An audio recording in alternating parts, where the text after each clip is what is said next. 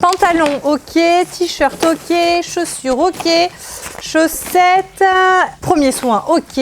Chargeur et les culottes. Elles sont où mes culottes ?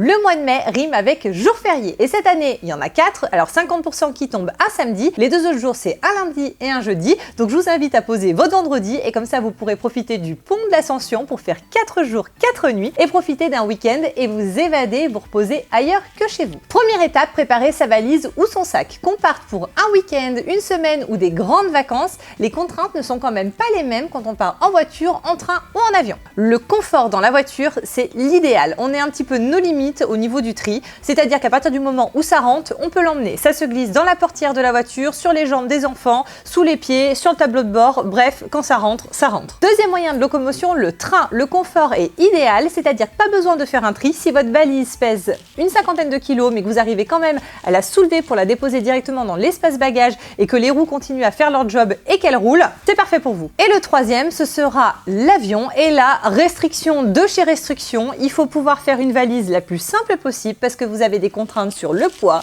sur la taille et sur le contenu. C'est pas gagné. Là, je parle des contraintes qu'on a à voyager en avion. Mais je trouve un avantage certain à ça, c'est que ça vous impose un cadre. Si j'étais toute seule et que je m'écoutais, j'emporterais toute ma maison avec moi. On serait mal barré. En plus de ça, je suis une fille d'assureur retraité depuis. Mais toute ma vie, j'ai vécu avec les « et si ». Imagine, on pourrait avoir besoin de… En gros, on imagine tous les cas inimaginables qui n'arriveront absolument jamais en vacances, mais qui fait qu'on a du mal à faire du tri. Donc pour ça, je m'organise, je vais sur internet, je vais sur un site qui me permet d'imprimer une liste de toutes les choses qu'on pourrait avoir besoin en vacances. Là, je prends un stylo, je barre tout ce qui me semble inutile et j'entoure que ce qui me semble pertinent d'emmener. Et puis de toute façon, si j'oublie quelque chose, à moins de partir sur une île déserte, je pourrais forcément trouver un magasin ou acheter des trucs. La seule chose qu'on peut pas remplacer, c'est le côté santé. Donc faut bien penser à emmener son ordonnance et tous ses cachets. Mon petit plaisir, c'est de tout organiser pour que tout rentre et que tout soit joli quand j'arrive en vacances. Donc pour ça, j'ai choisi, parce que chacun peut avoir ses méthodes de rangement, il y en a qui vont peut-être tout rouler, d'autres qui vont mettre complètement en vrac.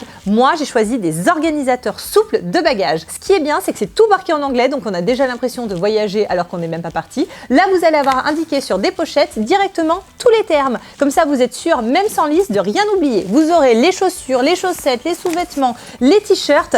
C'est absolument idéal. Il existe des pochettes pour tous les types de vêtements et accessoires dont vous pourriez avoir besoin en vacances. Moi, je sais que j'ai choisi plutôt les chaussures, tout ce qui peut être les first aid pour justement si vous faites mal en vacances. Également les sous-vêtements, les t-shirts, mais il y a également le kit avec les pantalons et très important pour le linge sale. Et en parlant de linge sale, si vous voulez apporter un petit peu de fantaisie à votre valise, moi je me suis munie depuis des années de ma belle carpe japonaise qui me permet, quand j'arrive en vacances, de l'accrocher directement à une porte et là je glisse les chaussettes, les culottes, les petits t-shirts sales et ça me permet quand je rentre à la maison d'avoir un gros poisson bien plein, je vais dans la salle de bain, je ressors tout et je lave. Bon, là je parle du retour, mais en fait ce que j'aime le plus c'est forcément quand on arrive sur le lieu de vacances et là j'ai mon petit rituel qui fait que la première chose que je fais c'est de vider ma valise. Pourquoi ? Parce que j'ai qu'une envie, c'est de la mettre sous le lit ou dans le placard pour plus la voir parce que si je la vois pendant toutes les vacances j'ai l'impression que je vais repartir le lendemain alors que le but c'est déjà profiter de l'instant présent. Et pour vraiment profiter, ce que j'adore faire c'est d'enlever tous les vêtements que j'avais pendant le trajet, de me changer pour être dans un esprit vraiment vacances. Et vu que je suis très organisée, je l'ai prévu avant de partir, la première tenue que je vais mettre dans mon étagère de valise, j'ai plus qu'à piocher et aller me changer. Avec le petit système d'accroche, la première porte que vous voyez, hop, vous l'accrochez, ça vous permet de vider votre valise en 2-2, vous perdez plus de temps justement à la vider et vous profitez direct. Cas critique, les affaires de salle de bain. Et là, je suis toujours très embêtée parce que souvent, quand on a une valise cabine, par exemple dans l'avion, vous avez les restrictions sur la taille et le contenu de ce que vous emmenez.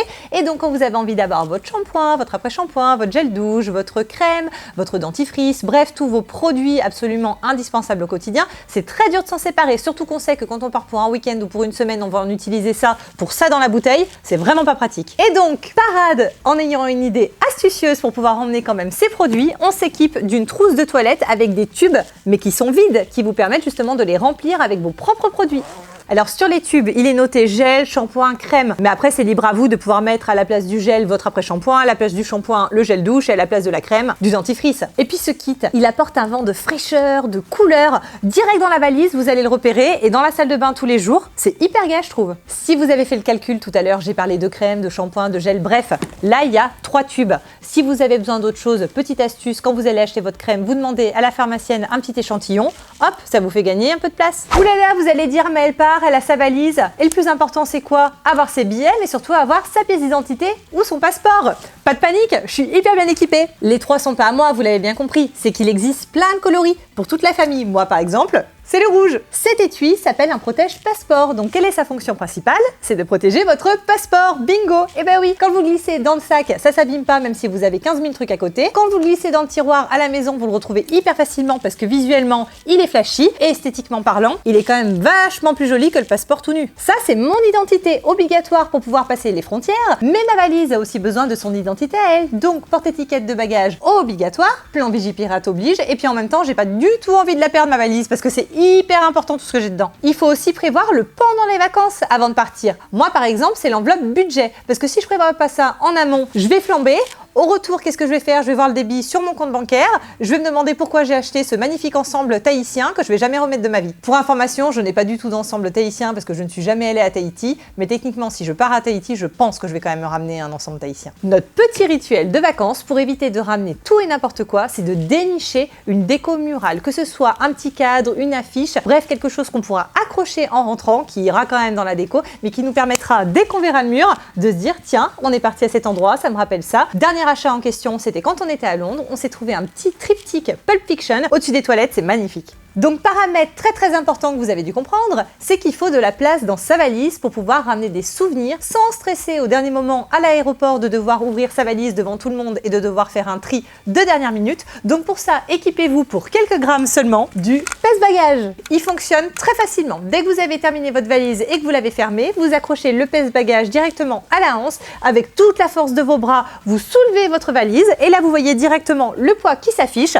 Moi par exemple, toute la force de mes doigts pèse à peu près 4 kg. Le chemin du retour a sonné, on se retrouve à la maison à faire le chemin inverse, c'est-à-dire vider sa valise et devoir tout ranger. Mais c'est pas triste du tout, parce qu'entre toutes les pochettes, qu'est-ce que vous allez retrouver? Tous vos souvenirs de vacances. Donc là, on va retrouver le petit stylo, le petit t-shirt que vous avez acheté et que vous allez remettre le premier jour de rattaque au boulot. Bref, toutes les choses qui vont vous rappeler et vous ramener un instant en vacances. En attendant, si cette vidéo vous a donné envie de voyager, même si c'est pas tout à fait l'heure et qu'il faut encore patienter parce que les vacances n'ont pas encore sonné, je vous invite à regarder la vidéo qui suit qui vous permettra de voyager sans bouger de votre canapé. Également, si cette vidéo vous a donné des idées astucieuses pour remplir votre future valise de vacances, je vous invite à vous abonner. Vous découvrirez sur d'autres matins plein d'idées très malines. En attendant, prenez toujours bien soin de vous et je vous dis à la semaine prochaine pour un nouveau matin malin. Salut, salut! Multipass. Quoi? Ça allait pas?